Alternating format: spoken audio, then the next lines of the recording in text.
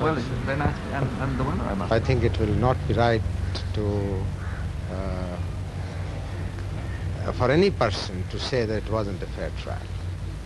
I would say it was as fair, in fact, more than a fair trial that any trial could be. I think the question on everyone's minds is, will Mr. Bhutto be hanged? All I will stress on this, that justice must be done.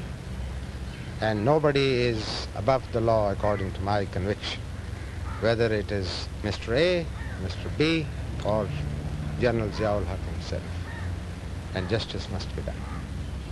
It's unfortunate that the person who is involved in this case, who has been convicted, the former Prime Minister, happened to be a politician. He happened to be the former Prime Minister of Pakistan. He happened to be the chairman of the People's Party. But that does not make him or anybody else above the law. Do you think that the very fact that you have a military government at the moment in Pakistan would influence the courts, must influence them? We can't. As I said before you, that although this is supposed to be a military government, but we have not abrogated the Constitution. The Constitution is still in, technically speaking, held in abeyance, but we are following it to assume that just because there happened to be a martial law, the military government can or will influence the court is totally wrong.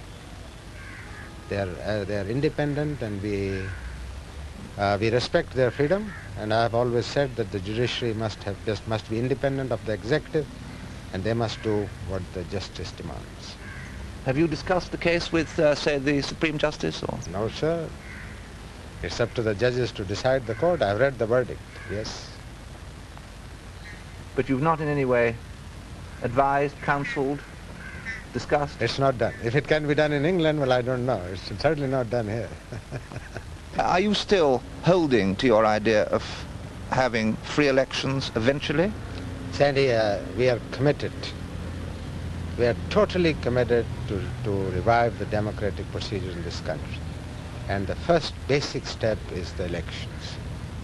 And it is my effort, my government's effort, my colleagues' efforts, and except for an odd party, totally we are all endeavoring to create an atmosphere where we could hold free and fair elections, because the democratic process must have its evolution. Would it be a long way away? Oh, no. We don't intend to stay for years. Months rather than years? Yes, it certainly is months. And all I'm looking for is an environment in which to hold elections, and more than that, to see that the results of the elections are positive. Because elections for the sake of elections is not the answer. Elections must bring out a positive result in the form of a somewhat stable political government.